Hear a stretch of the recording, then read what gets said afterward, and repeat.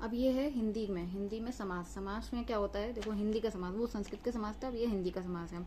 दो शब्दों के बीच समायोजन की क्रिया समास कहलाती है और उनके खंडन की क्रिया विग्रह कहलाती है। समास कितने प्रकार के होते हैं? मुख्य रूप से 4 होते हैं और कुल कितने होते हैं? 6 भेद होते हैं। समास के कितने भेद होते हैं? 6 भेद होते हैं।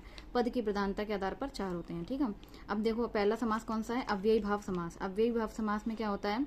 ऐसा समास, उसमें पूर्व पद जो है वो एक अव्यय होता है और इसमें पूर्व पद प्रधान होता है। पूर्व पद प्रधान होता है और कैसा होता है? इसमें अव्यय शब्द होता है, यानी कि कोई उपसर्ग उसमें आएगा। ठीक है, पूर्व अव्ययी भाव समास में। जैसे यथाशक्ति, यानी कि शक्ति के अनुसार। यथाशक्ति मतलब क्या हो गया? शक्ति के अनुसार। ठीक है, उपकूल मतलब कूलता के निकट, प्रति प्रत्येक, एक एक के प्रति। बतौर मतलब तरीके के साथ। बतौर हो गया क्या? तरीके के साथ। ठीक है, बतौर मतलब तरीके के साथ, तौर मतलब होता है तरीके के साथ। ठीक है, बेशर्म मतलब बिना शर्म के, यथा शीघ्र शीघ्रता के अनुसार, पेट भर के, आज जन्म यानी कि जीवन पर्यंत। आ लग गया ना तो जीवन पर्यंत। छोटा आ होता है मतलब जैसे बा काम, काम के साथ, और बे लगाम बिना लगाम के। ठीक है, अगर किसी शब्द के प्रथम पद पर संख्यावाची शब्द आए और उत्तर पद नदीवाची संज्ञा हो तो वहां पर भी अव्ययी भाव समास होता है। ठीक है, प्रथम पद वो संख्यावाची हो और बाद वाला नदीवाची हो। जैसे द्विनद या फिर पंचनद, त्रिवेणी, तीन वेड़ियों का समाहार, त्रिवेणी, कावेरी, त्रिकावेरी, त्रिवेणी, अष्टनद। ये कौन से हो गए? ये हो गया अव्ययी भाव समास। और अगर एक संज्ञा की पूर्व पद तथा उत्तर पद की पुनरावृत्ति हो रही है, जैसे शहर शहर, देश देश, पुस्तक पुस्तक, घर घर, अगर ये आ रहे हैं, एक ही शब्द की पुनरावृत्ति हो रही है तो वहां पर भी अव्ययी भाव समास होता है। दूसरा आ जाता है तत्पुरुष समास। तत्पुरुष समास में क्या होता है? द्वितीय पद प्रधान होता है। इसमें प्रथम पद द्वितीय पद प्रधान होता है। इसमें प्रथम पद पर आने वाली संज्ञा पूर्णतः द्वितीय पद पर आने वाली संज्ञा पर निर्भर करती है, तत्पुरुष समास कहलाता है। यानी कि इसमें द्वितीय पद प्रधान होता है। ठीक है, तत्पुरुष समास के 2 भेद होते हैं। कौन कौन से? समानाधिकरण और व्याधिकरण। तो हम लोग को समानाधिकरण में जो होते हैं वो समानाधिकरण में विभक्तियां होती हैं। इसको 6 भेद होते हैं। विभक्तियां किसमें होती हैं? समानाधिकरण में होती हैं। इसके 6 भेद कौन कौन से होते हैं? द्वितीय विभक्ति तत्पुरुष समास में, द्वितीय विभक्ति तत्पुरुष समास में कौन सा आ जाता है? कर्म कारक आ जाता है। इसमें क्या आ जाएगा? कर्म कर्ता ने कर्म को चिन्ह आता है। इसमें कौन सा चिन्ह आता है? को चिन्ह। ठीक, इसमें जैसे आपत्तिजनक, आपत्ति को जन्म देने वाला, गगनचुंबी, गगन को चूमने वाला, चिड़ीमार, चिड़िया को मारने वाला, संकटापन्न, संकट को प्राप्त हुआ। ठीक है, हस्तगत यानी कि हाथ को आया हुआ, हस्तगत मतलब हाथ को आया हुआ। स्वर्ग प्राप्त यानी कि स्वर्ग को प्राप्त, स्वर्ग प्राप्त या स्वर्गवासी, स्वर्ग का वासी, स्वर्ग। ठीक है, फिर आ जाता है तृतीय विभक्ति में करण कारक आ जाता है। इसमें से या के द्वारा दिखाई देगा। जैसे तुलसी द्रस कृत, तुलसी द्वारा कृत, पाप युक्त, पाप से युक्त, समय युक्त, समय से युक्त, रस भरा, रस से भरा। ठीक है, करुणापूर्ण, करुणा से भरा, रोगग्रस्त, रोग से ग्रस्त। फिर उसके बाद में आ जाता है कौन सा समास? और कोई भी विकार अगर किसी अंग में होगा तो वो भी कौन सा में आएगा? करण कारक में आ जाए, वो तृतीय विभक्ति तत्पुरुष समास में आ जाएगा। ठीक, तत्पुरुष समास की कौन सी विभक्ति? तृतीय विभक्ति में आ जाएगा। फिर आ जाता है चतुर्थी विभक्ति। चतुर्थी विभक्ति में क्या होता है? इन दोनों पदों के बीच में के लिए का वो होता है यूज। देखो देशभक्ति का आ जाता है, संप्रदान होता है ना चतुर्थी विभक्ति, किसी के लिए काम करना होता है। देशभक्ति यानी कि देश के लिए। डाक गाड़ी, डाक के लिए गाड़ी। ठीक है, बैलगाड़ी, बैल के लिए गाड़ी। ठीक है, रेलगाड़ी, रेल के लिए गाड़ी। ठीक है, रणभूमि, रण के लिए भूमि। मेजपोश, मेज के लिए पोष। ठीक है, देवार्पण, देव के लिए अर्पण। पंचमी विभक्ति तत्पुरुष समास में क्या हो जाता है? इसमें अपादान यानी कि अलग होने के अर्थ में जब होता है तो वहां पे पंचमी विभक्ति तत्पुरुष समास होता है। जैसे पाप मुक्त, पाप से मुक्त, मुक्त हो रहे यानी कि अलग हो रहे हैं। नेत्रहीन, नेत्र से हीन, नेत्र से हीन, नेत्र नहीं है। हतश्री, हतश्री का समानार्थी शब्द होता है इतिश्री। तो हतश्री को शोभा, हतश्री मतलब शोभा से रहित। हत माने होता है रहित और श्री मतलब शोभा। हतश्री मतलब शोभा से रहित। कर्तव्य मुक्त यानी कि कर्तव्य से मुक्त। बलहीन, बल से हीन। ठीक है, लोकोत्तर, लोक से उत्तर, लोक से उत्तर मतलब अलग, हटा हुआ, लोक से अलग। तो लोकोत्तर भी किसमें आ जाता है? अपादान में आ जाता है। षष्ठी विभक्ति तत्पुरुष समास में क्या की आ जाता है, जैसे गंगा जल, गंगा का जल, इसमें अधिकरण दिखाई देगा, संबंध आएगा, संबंध में का की आ जाएगा। गंगा जल, गंगा का जल, अन्नदाता, अन्न का दाता, देव सेवा, देव की सेवा, वीर पुत्र, वीर का पुत्र, ठीक है। मंत्री परिषद, मंत्रियों की परिषद, राष्ट्र गौरव, राष्ट्र का गौरव। फिर उसके बाद में आ जाता है विश्वास पात्र, विश्वास का पात्र। सप्तमी विभक्ति मतलब कि अधिकरण आ जाता है, इसमें मे पे पर विभक्ति चिन्ह का यूज होता है, जैसे कवि श्रेष्ठ, कवियों में श्रेष्ठ, ठीक है। और देखो सप्तमी से याद करो, कारक में भी देखा था कि यहाँ पे श्रेष्ठता की बात की जाती है, ठीक है। शोक मग्न, शोक में मग्न, सर्वोत्तम, सभी में उत्तम, दानवीर, दानों में वीर, किसी विशेषता की बात करी जा रही है तो वहाँ पे अधिकरण कारक हो जाता है, यानी कि सप्तमी विभक्ति में मे पे पर का यूज हो जाता है। फिर इसके बाद में आ जाता है व्यधिकरण तत्पुरुष समास। व्यधिकरण तत्पुरुष समास के कितने भेद बताए हैं, 4 प्रकार का होता है व्यधिकरण तत्पुरुष समास।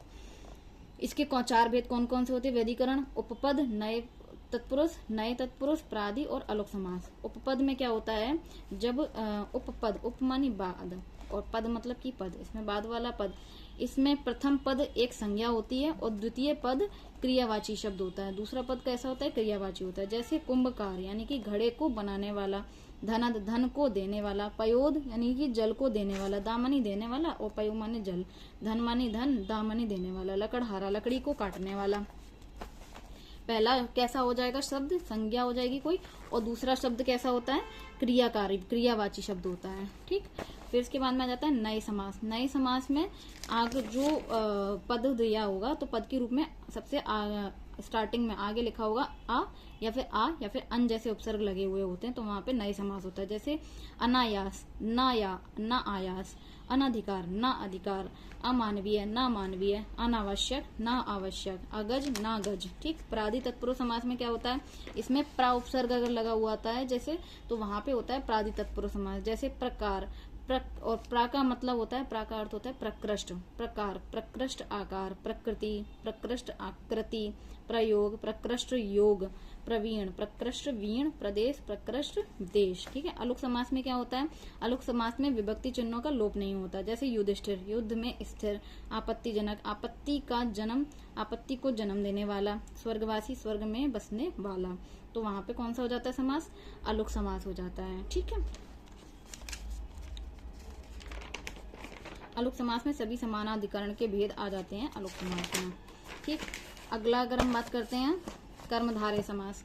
देखो कर्मधारय समास क्या होता है, जहां पर विशेषण और विशेष्य की बात की जाती है, यानी पूर्व पद विशेषण होता है और उत्तर पद विशेष्य होता है, तो वहां पर पे कर्मधारय समास होता है, ठीक है। जैसे लौह पुरुष, लोहे के समान पुरुष है जो, ठीक है, लोहे के समान जो है पुरुष। लता देह, लता के समान शरीर है जो। वायु वेग, वायु के समान है जो वेग। विद्या रत्न, विद्या के समान है जो रत्न। पीत सागर, पीला है जो सागर। पीताम्बर, पीला है जो वस्त्र, पीला है जो वस्त्र। फिर इसके बाद में आ जाता है चरण कमल, कमल के समान है जो चरण, ठीक। महर्षि, महान है जो ऋषि। शुभंकर, शुभ है जो अंकर, ठीक।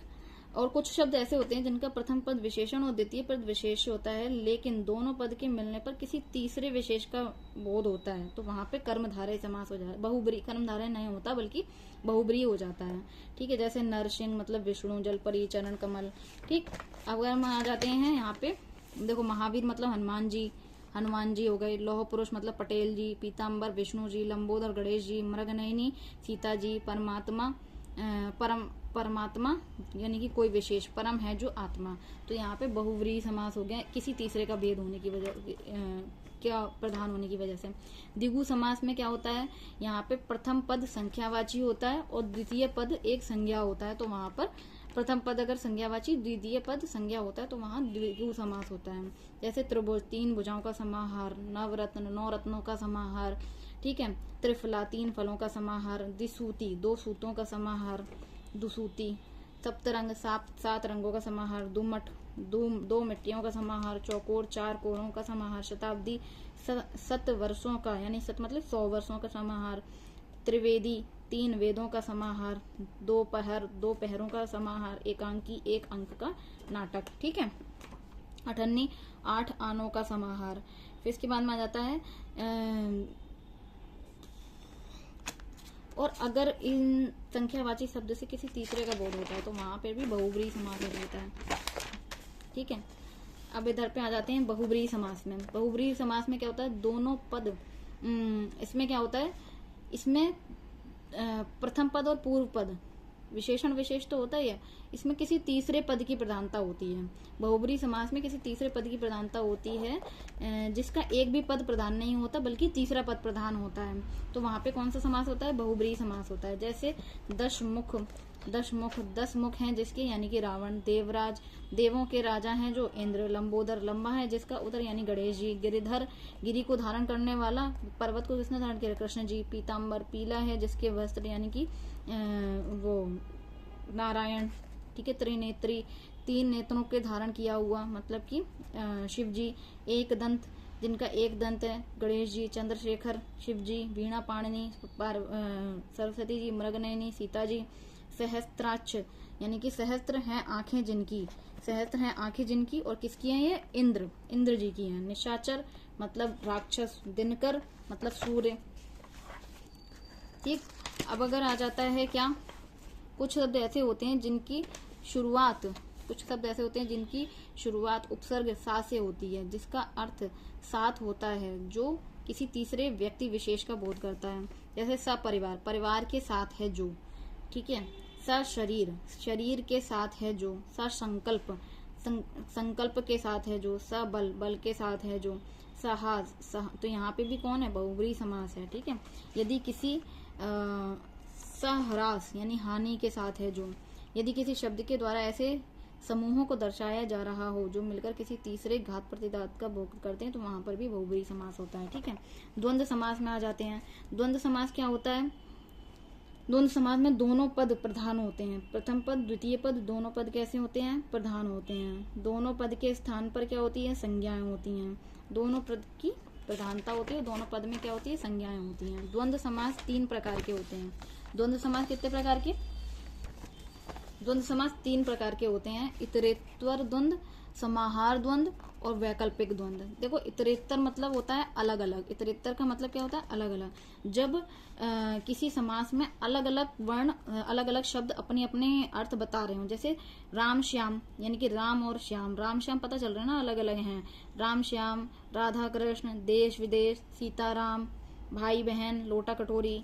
ठीक है, राम और श्याम, राधा कृष्ण, राधा और कृष्ण, देश और विदेश, सीता और राम। इसमें इसका इस तरीके से बन जाएगा। ठीक है, 68, 60 और 8, 60 और 8। अब ये देखो, जो संज्ञाएं 10 के ऊपर की सभी संख्याएं, ठीक है, इतरेत्तर द्वंद्व में आती है। 10 के ऊपर की सभी संख्याएं और 1 से लेकर 10 सभी संख्याएं जो हैं वो किस में आती है, इतरेत्तर द्वंद्व में आती है, क्योंकि वो 2 हो गई तो वो डिवाइड हो जाती है। जैसे 68 में 60 और 8, 60 बाद वाले को पहले लिखेंगे और पहले वाले को बाद में लिखेंगे। ठीक, 10 के 1 से लेकर 10 और 10 से भाज्य होने वाली सभी संख्याएं और उन उपसर्ग वाली संख्याओं को छोड़कर बाकी सभी संख्याएं इतरेत्तर द्वंद्व समास में आती हैं। इतरेत्तर द्वंद्व समास के बाद में आ जाता है समाहार द्वंद्व समास। समाहार द्वंद्व समास क्या होता है, समाहार से समझ में आ रहा है कि एक दूसरे का समाहार हो गया, मतलब एक दूसरे में मिक्स हो जाना। ठीक है, इसमें एक शब्द, देखो समाहार द्वंद्व उसमें होता है जिसमें एक शब्द का तो अर्थ होता है एक, और दूसरे शब्द का दूसरा शब्द निरर्थक होता है।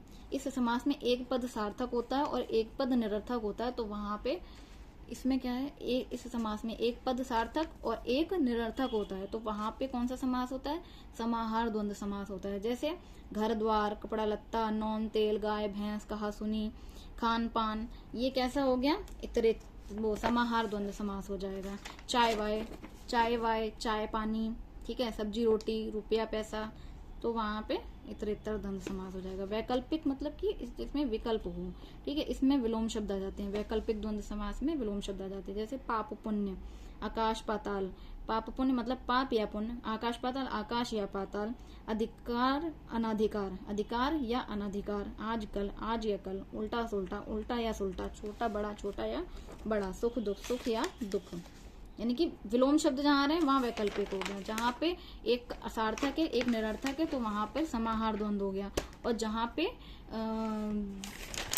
दोनों शब्द का अपना अपना अर्थ है, दोनों शब्द पूरे प्रॉपर दिखाई दे रहे हैं, तो वहां पे हो जाता है इतरेत्वर द्वंद्व समास। फिर इसके बाद में आ जाते हैं रस। रस की अगर हम बात करते हैं तो रसों की संख्या कितनी है? 8 है। रसों के बारे में किसने बताया था? भरत मुनि ने बताया था। भरत मुनि ने कौन सी रचना लिखी है? नाट्य शास्त्र में इन्होंने 8 रसों का वर्णन किया है। ठीक है। और 9वां रस कौन सा है? 9वां रस शांत रस को 9वां रस कहते हैं। 9वां रस शांत रस है। ठीक।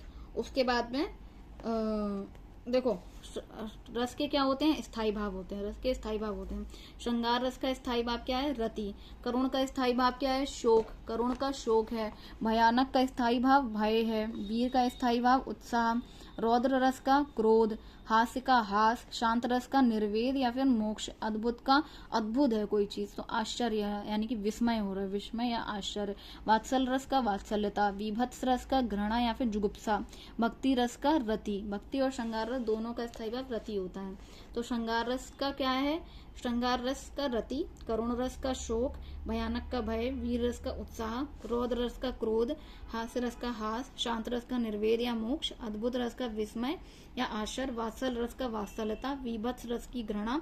और भक्ति रस की का क्या है? स्थायी भाव रति। ठीक है, भक्ति के रूप में। श्रृंगार रस में क्या होता है? इसमें नायक और नायिका आपस में मिल रहे होते हैं, तो उसमें आता है क्या? श्रृंगार रस होता है। इसका श्रृंगार रस 2 प्रकार का होता है। संयोग श्रृंगार रस, इसे संभोग श्रृंगार रस भी कहते हैं। संयोग श्रृंगार रस या फिर संभोग रस भी कहते हैं। संभोग संयोग को कहते हैं। ठीक है। इसका एग्जाम्पल है चितवत चकित चहु दिशि सीता, कहाँ गए नृप किशोर मन जीता। इसे समझ में आ रहा है। देखो नृप किशोर, नृप मानी राजा, जो किशोर राजा थे उनने मन जीत लिया, यानी कि प्रेम उमड़ रहा है, तो फिर यहाँ पे संयोग श्रृंगार रस हो गया। ठीक है। और वियोग श्रृंगार रस को विप्रलंभ रस भी कहते हैं। विप्रलंभन रस भी कहते हैं। विप्रलंभ श्रृंगार रस। ठीक है। वियोग को हे खगमृग हे मधुकर श्रेणी तुम देखी सीता मृग नयने, ये रामचंद्र जी वियोग में जब गा रहे होते हैं तब ये वाला होता है, तो वियोग श्रृंगार रस हो गया। ठीक है। करुण रस की अगर हम बात करते हैं तो इसमें शोक स्थायी भाव है। ठीक है। करुण रस में शोक दिखेगा। धोखा न दो भैया मुझे इस भांति आकर के यहाँ, मझदार में मुझको बहाकर तात जाते हो कहाँ। तात जाते हो कहाँ, तो इसमें क्या है? वाक्य में बहन अपने पिता समान भाई के बीच मझधार में लाकर छोड़ने के भाव में से आहत होकर विलाप कर रही है, जिसके कारण इसमें शोक रस यानी करुण रस होगा। ठीक है। भयानक रस में भय, किसी चीज से हम डर जाएं, भय हो जाएं। और उसमें देखो शोक क्या होता है? बिल्कुल बहा दिया, वो कर दिया, धोखा दे दिया। धोखा होगा तभी तो शोक होता है, दुख होता है। ठीक है। भयानक में क्या होता है? भय जब लगता है, किसी चीज से भय लगा। उधर गरजती सिंधु लहरियां कुटिल काल के जालों सी, चली आ रही फेन उगलती फन फैलाए ब्यालों सी। देखो फन फैलाए हुए आ रहा है, तो मतलब कि एकदम फन देख करके सांप का फन देखोगे, या फिर ब्यालों वो समुद्र ने फन की तरह पूरा अपना रूप कर लिया, तो क्या करेगा? डर जाएंगे ना हम लोग उससे, तो उसमें हो गया भय, यानी कि भयानक रस हो गया। फिर उसके बाद में आ जाता है वीर रस। वीर में एकदम उत्साह दिख रहा है, कोई वो दिख रहा है, जैसे कि देखो फहरी ध्वजा फड़की भुजा, बलिदान की ज्वाला उठी, निजी मातृभूमि के मन में चढ़ मुंड की माला उठी। चढ़ मुंड की माला उठी। देखो यहाँ पे ध्वजा की बात हो रही है, बलिदान की बात हो रही है, तो वो वहां पे कहाँ पे होगी? वीर रस में होगी। ठीक है। विभत रस में घृणा का जो आएगा, आंखें निकाल उड़ जाते, क्षण भर उड़कर आ जाते, शव जीभ खींचकर कौए, चुबला चुबला चुबला चुबला मतलब चबाना। ठीक है। कर खाते, भोजन में खान श्वान लगे मुर्दे थे, भर ऊपर लेटे, खा मांस चाट लेते थे, चटनी सम बहते बेटे थे। देखो सुनने में ही पता चल रहा है कैसे नोच नोच के खा रहे हैं कौवे। ठीक है। तो वो हो गया कौन सा? विभत्स यानी कि जुगुप्सा, स्थायी भाव, विभत्स रस हो गया। फिर अगला आ जाता है हास्य रस। हास्य रस में यानी कि हंसी आ रही होती है जब, तब हास्य रस होता है। जैसे बर अहू अनुहरी बरात न भाई, हंसी कने हूं पर पुर जाई। ठीक है। इसमें हंसी देखो आ गया ना, उसी से समझ लो कि हास्य रस है। विपुल नयन को नथन विहीना, रिष्ट पुष्ट खोऊ अति मन अति तन खीना। हंसी से समझ लो हास्य रस इसमें। रौद्र में क्या होता है? क्रोध दिखा रहे होते हैं जब रौद्र रस। रौद्र में क्या होता है? देखो जो राउर अनुशासक पाऊं, कंदुक सम ब्रह्मांड उठाऊं।